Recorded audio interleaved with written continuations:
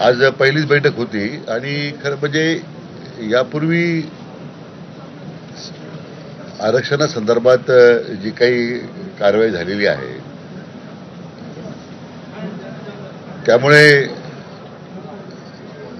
बऱ्यापैकी मला वाटतं लोकांना त्या ठिकाणी मदत झालेली आहे.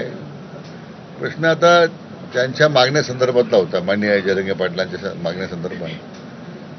तर त्याच्या बाबतीमध्ये एक प्राथमिक चर्चा मी आज केली की आपण उदाहरणार्थ त्यांची मागणी त्या हैदराबाद गॅझेटरच्या संदर्भात होती, सातारा किंवा मुंबईच्या गॅझेटर संदर्भात होती. त्याचा मी आज आढावा घेतला आहे.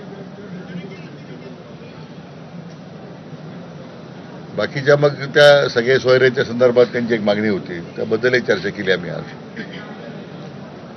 आता वेगवेगळ्या कायद्याच्या प्रक्रिया सुरू आहेत. प्रामुख्यानं हैदराबाद गॅझेटरच्या बाबतीमध्ये न्यायमूर्ती शिंदे साहेबांची समिती जी गठीत करण्यात आली होती, त्या समितीला मुदतवाढ द्यावी अशी त्यांची मागणी होती. ती आज आम्ही आणखीन 6 महिने त्यांना, पहिले 6 महिने मुदतवाढ दिली होती, आणखीन 6 महिने मुदतवाढ देण्याचा निर्णय आपण केलेला आहे आज. त्यामुळे ते त्या गॅझेटरचा अभ्यास करून त्या संदर्भात ते निर्णय करतील. कारण शेवटी ही जी थोडी प्रक्रिया क्लिष्ट आहे आणि त्यामुळे सगळ्या कायद्याच्या बाबी तपासून मला वाटतं त्यांच्याच मागणीप्रमाणे माननीय शिंदे समितीला आपण आता मुदतवाढ देतोय. अन्य काही ज्या विशेष करून मध्ये सरकारी नोकरी देण्यासंदर्भात त्यांची एक मागणी द्याव्यात. फक्त आता बहुतेक सर्वच उमेदवारांना जे मृत्यू पावलेली जी त्या ठिकाणी जी मंडळी होती, तर आता मला वाटतं फक्त 9 लोकांची नोकरीची जी नोकरी देण्याच्या त्या बाकी आहे, तर त्यासुद्धा एसटी महामंडळामध्ये द्यायचा निर्णय झाला होता. तर तो सुद्धा पुढच्या 3 महिन्यामध्ये ती प्रक्रिया पूर्ण करून त्या सगळ्या 9 लोकांना नोकरी देण्यात येतील. सानुग्रह अनुदान द्यायच्या बाबतीमध्ये ते सानुग्रह अनुदान देण्याचं काम पूर्ण झालेलं आहे. आणि त्यामुळे मला वाटतं प्रामुख्यानं हे जे प्रमुख मागणी ज्या संदर्भात त्यांची जी आज लढाई सुरू आहे किंवा त्यांनी त्या बाबतीमध्ये सरकारकडे जी मागणी केलेली आहे, आज पहिलीच मिटिंग होती, आम्ही सगळी माहिती घेतलेली आहे. लगेच आम्ही त्या संदर्भात पुन्हा एकदा बसणार आहोत. सर्वांची भूमिका सकारात्मक आहे. माननीय मुख्यमंत्री महोदय यांनी तर यापूर्वीच या बाबतीमध्ये विशेष पुढाकार घेऊन 16% आपण आरक्षण दिलं होतं. माननीय देवेंद्रजी मुख्यमंत्री असताना मधल्या 2.5 वर्षाच्या महाविकास आघाडी सरकारच्या काळामध्ये दुर्दैवानं ते आरक्षण गेलं. टिकवण्यामध्ये त्या महाविकास आघाडीला अपयश आलं. पण पुन्हा एकदा महायुती सरकार आल्यानंतर 10% आरक्षण द्यायचा निर्णय झाला आणि अद्यापही ते आरक्षण आता मान्य सर्वोच्च न्यायालयात टिकून आहे. कुठल्या प्रकारची त्या आरक्षणासंदर्भात सुद्धा आवश्यक वाटलेस तर त्या ठिकाणी जी काही कायदेशीर प्रक्रिया करायची आपल्याला, तर ती आपण शासन करतोच आहे. परंतु आरक्षणाच्या बाबतीमध्ये शासनाची कुठली भूमिका नकारात्मक नाही आहे. शेवटी कायद्याच्या सगळ्या चौकटीत बसून ते आपल्याला करावं लागेल. आणि म्हणून ती सकारात्मक चर्चा आमच्या आज या पहिल्याच उपसमितीच्या बैठकीमध्ये झाली. आरक्षण मिळावं ही जी प्रमुख मागणी जरांगे पाटील करतायत, ती कायद्याच्या चौकटीत बसून शक्य आहे का, याबाबत काही सरकार विचार करते? नाही, आता आमची पहिलीच बैठक होती. कारण आता विधी व न्याय खात्याचे अधिकारी सगळेच होते. आम्ही त्यांना या सगळ्याच विषयाबद्दल सगळे बारकावे तपासायला सांगितलेले आहेत.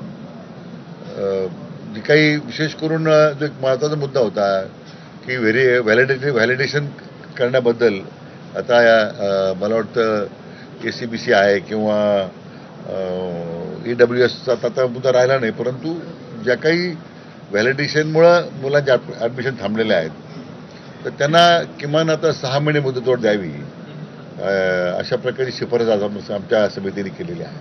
पण जरांगे पाटील आंदोलनावरती ठाम आहेत, तर ते इकडे येऊ नये म्हणून तुम्ही काय आश्वासन किंवा काय निर्णय त्यांच्याशी बोलण्याचा नाही, असं आहे की जरांगे त्यांच्याशी बोलण्याचा प्रश्नच नाही आहे. कारण अद्यापही त्यांची सरकारबरोबर बोलण्याची त्यांची तयारी आहे का, हा महत्त्वाचा मुद्दा आहे.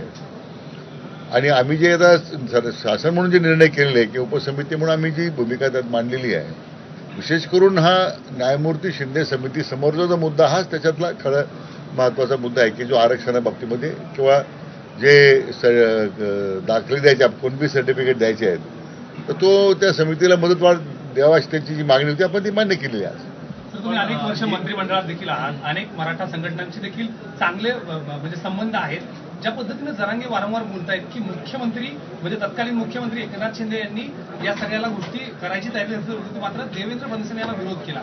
या सगळ्या प्रवासात तुम्ही देखील होतात, काय खरंय? असं आहे की आता जरांगे पाटलांनी काय बोलावं, काय आरोप करावा त्यांचा अधिकार आहे, परंतु हे मान्य केलं पाहिजे की 16% आरक्षण द्यायचं काम मान्य देवेंद्रजी मुख्यमंत्री असताना केलं होतं, पण महाविकास आघाडीने ते आरक्षण घालवलं. पुन्हा तो प्रयत्न केला आपण, मान्य शिंदेसाहेब मुख्यमंत्री असताना पुन्हा प्रयत्न झाला, पुन्हा 10% द्यायचा निर्णय झाला. असे कुठेही मला वाटतं ज्यांनी स्वतःहून आरक्षण देण्याबाबतीमध्ये पुढाकार घेऊन आरक्षण दिलं होतं त्यांनी आरक्षणामध्ये काही अडचण निर्माण करणं ते करत होते, ते करतायत असा आरोप पूर्णतः धांडात खोटा आहे.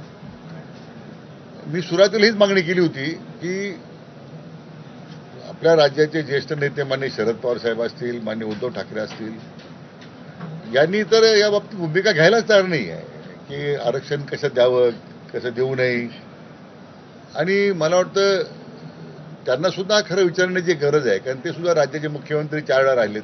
शरद पवार साहेब, उद्धव ठाकरे साहेब मला वाटतं राज्याचे मुख्यमंत्री आता मागच्या 2.5 वर्ष होते. आपणही आरक्षणासंदर्भात काय केलेलं आहे एकदा लोकांना सांगावं त्यांनी. म्हणून जरांगे पाटलांना माझी विनंती की ठीक आहे, आम्ही काय केलं तुमच्यासमोर मांडलंच आहे. देवेंद्रजींनी 16% दिलंय, मान्य शिंदे साहेबांनी 10% दिलंय, पण ह्या दोघं मुख्यमंत्री राहिलेले लोक जे आहेत महाविकासचे नेते, त्यांनी या संदर्भात काय केलं याचं तर एकदा महाराष्ट्राच्या जनतेला एकदा सांगितलं पाहिजे आणि त्यांना तो जाब जरांगे पाटलांनी विचारला पाहिजे असं माझं मत आहे. पण जरांगे पाटील एवढा मोठा गंभीर आरोप करतायत की देवेंद्र फडणवीसांनी आडकाठी केली. यावेळी एकनाथ शिंदेने यावरती बोलणं अपेक्षित आहे का, नेमकं काय आहे ते अद्यापर्यंत बोलले